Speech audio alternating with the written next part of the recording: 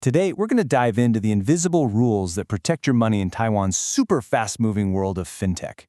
I mean, from a simple QR code payment all the way to complex AI, regulators are in this constant race to balance breakthrough innovation with, the safety of your savings. So let's break down how they're trying to do it. Seriously, think about the last time you paid for a coffee with your phone, or maybe you used your face to unlock your banking app. It feels totally seamless, right? But behind that simple tap or scan, there's this incredibly complex web of rules that's designed to keep your money safe. Today, we're going to pull back the curtain on that very framework. So, here's our roadmap. We'll start with the big picture, the core mission behind all of Taiwan's FinTech rules.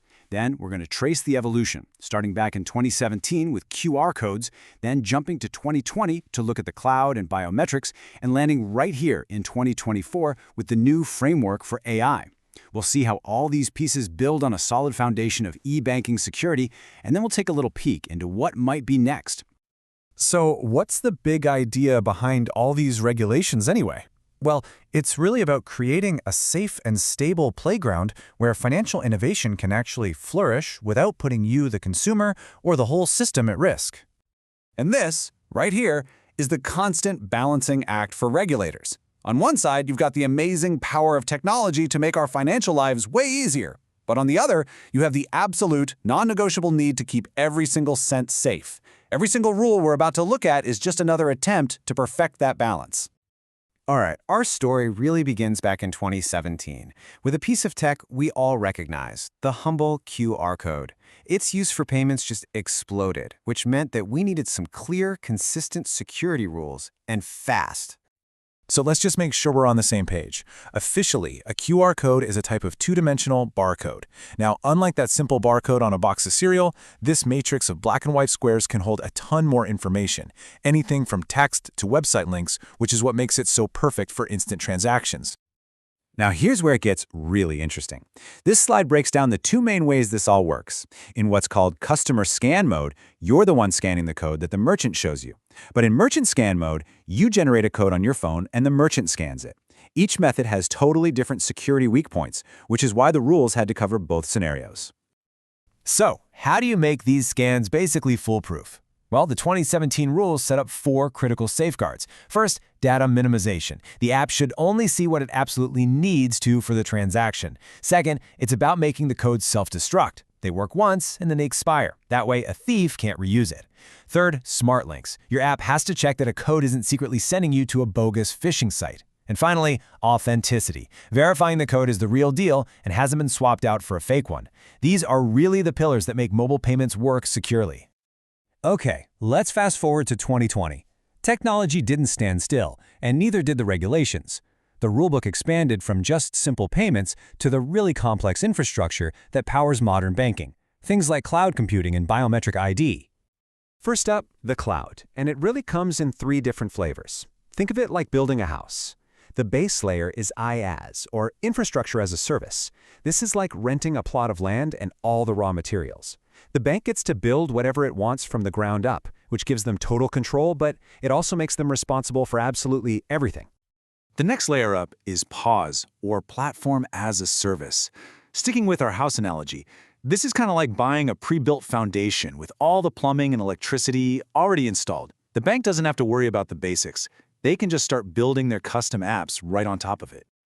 And finally, we have SaaS, or Software as a Service. This is the layer most of us are familiar with. This is like renting a fully furnished apartment. You don't build anything, you just move in and use the finished product, like Gmail or your banking app. And as you can probably guess, the security risks and the rules are different for each of these levels.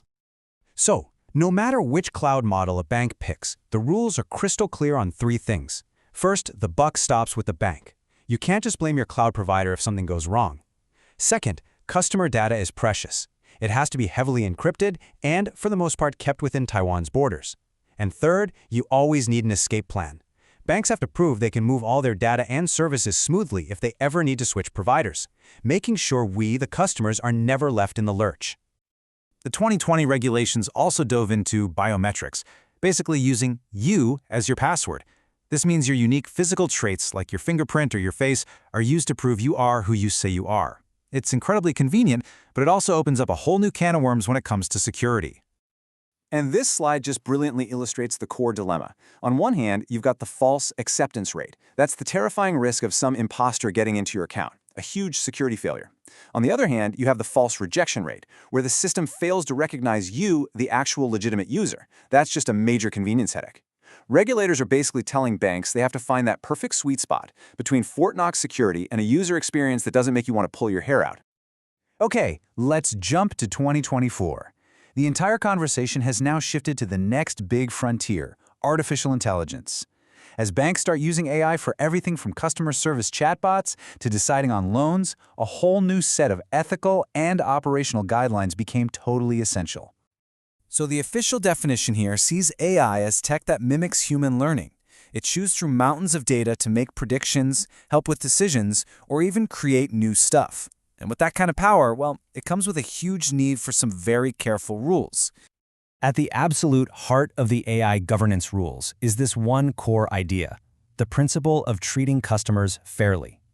What this means is that from the moment an AI model is even designed to how it's actually used with customers, fairness has to be a top priority.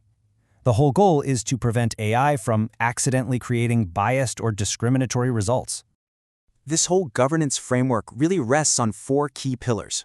First up, transparency. No hidden robots. Banks have to tell you when you're talking to an AI. Second, fairness. AI can learn our own human biases, so banks have to actively hunt for and get rid of them in their systems.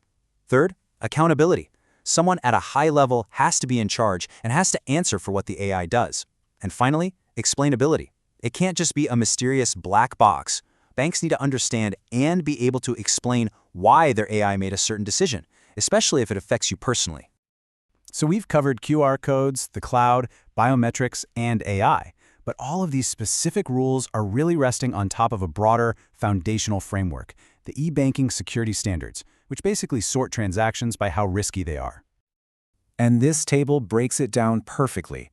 The system uses different trust levels based on a transaction's risk. For the absolute highest risk corporate money transfers, you need the highest level of security, like a physical hardware-based certificate signature. For a high-value personal transfer, you might use your chip card and a PIN or some two-factor authentication. For a medium-risk payment, a one-time password sent to your phone will do the trick. And for low-risk stuff like just checking your balance, a simple password is fine. It's all about matching the level of security to the level of risk. So, we've traced this incredible evolution of financial regulation as it scrambles to keep up with technology. What does this whole journey tell us about the future? This timeline gives you a fantastic summary. We started in 2017, just trying to secure QR codes. By 2020, the focus had expanded to the really fundamental tech, like the cloud and biometrics. Now, in 2024, we're trying to get our arms around the complexities of AI.